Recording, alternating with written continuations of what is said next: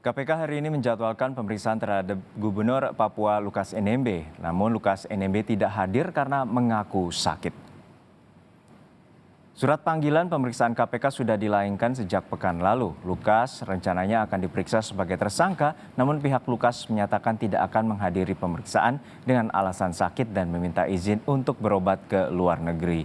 KPK menegaskan izin untuk Lukas baru akan diberikan setelah Lukas menghadiri pemeriksaan. KPK juga menyediakan tim khusus untuk memeriksa kesehatan saksi dan tersangka yang akan diperiksa. Pemeriksaan hari ini sejatinya menjadi panggilan kedua KPK bagi Lukas NMB. KPK pernah memanggil Lukas pada 12 September lalu, namun Lukas juga tidak hadir.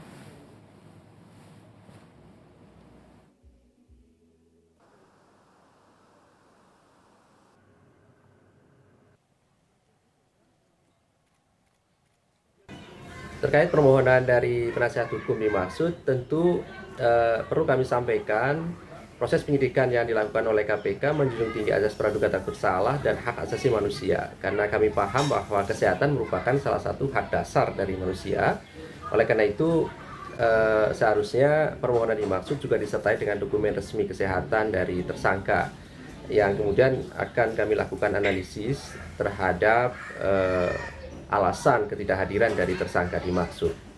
Adapun permohonan untuk berobat ke Singapura, tentu kami juga telah memiliki tim medis khusus terkait dengan pemeriksaan para saksi maupun tersangka yang dipanggil oleh KPK. Oleh karena itu kami pertimbangkan permohonan dimaksud setelah nanti dilakukan pemeriksaan oleh tim medis KPK di Jakarta. Pemeriksaan Gubernur Papua Lukas NMB dijadwalkan hari ini, namun Lukas tidak hadir karena mengaku sakit. Lalu apa langkah KPK selanjutnya? Kita tanyakan langsung pada jurnalis Kompas TV Renata Panggalo di Gedung KPK Jakarta. Renata, selain mengaku sakit, Lukas NMB juga meminta agar diizinkan untuk berobat ke luar negeri. Lalu apa saja hal yang akan menjadi pertimbangan KPK untuk mengizinkan Lukas bila jadi untuk berobat di luar negeri? Ya, selamat siang Juno dan juga saudara. Apa yang kemudian menjadi pertimbangan dari KPK untuk mengizinkan Lukas NMB untuk kemudian berobat di Singapura ini, setidaknya Lukas NMB harus memenuhi panggilan dari KPK terlebih dahulu, datang ke gedung KPK untuk menjalani pemeriksaan.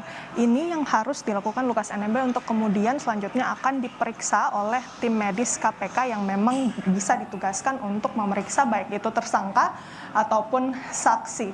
Sehingga memang kedatangan ataupun kehadiran dari Lukas NMB ini yang merupakan ditunggu-tunggu oleh pihak KPK. Kalau dari informasi terakhir yang kami dapatkan dari pengacara ataupun kuasa hukum dari Lukas NMB ini, memang Lukas NMB sampai sekarang kondisinya masih sakit. Ini yang menjadi alasan mengapa kemudian Lukas NMB tidak dapat menghadiri pemanggilan kedua pada hari ini. Dan juga rencananya kuasa hukum akan melakukan konferensi pers pada hari ini sekitar pukul 11.30 dan di sanalah nantinya kuasa hukum akan menjelaskan lebih lanjut lagi terkait dengan kondisi kesehatan dari Lukas NMB. Setidaknya dari kuasa hukum ini rencananya akan datang ke KPK, tapi informasi ini masih akan kita terus konfirmasi dulu kepada pihak pengacara karena ini masih menunggu konfirmasi dari kuasa hukumnya. Lalu kemudian yang dinantikan juga oleh pihak KPK adalah rekam medis dari Lukas NMB sendiri untuk memastikan apakah Lukas NMB ini memang benar-benar sakit sehingga perlu dianalisis juga oleh KPK terkait dengan kondisi Lukas NMB. Juno. Ya, Renata, yang menjadi sorotan juga adalah KPK akan membuka opsi untuk jemput paksa terhadap Lukas NMB. Lalu situasi seperti apa yang bisa membuat KPK melakukan opsi jemput paksa kepada Lukas NMB yang saat ini menjadi tersangka? Ya, Juno dan juga saudara, tentu dari KPK juga ini masih mempertimbangkan apakah nantinya akan dilakukan penjemputan paksa dari Lukas NMB di Jayapura. Kalau kita lihat kondisi terkini dari Jayapura ini sendiri memang belum kondusif untuk dilakukan penjemputan paksa karena masih adanya simpatisan yang berjaga di sekitar kediaman dari Lukas NMB.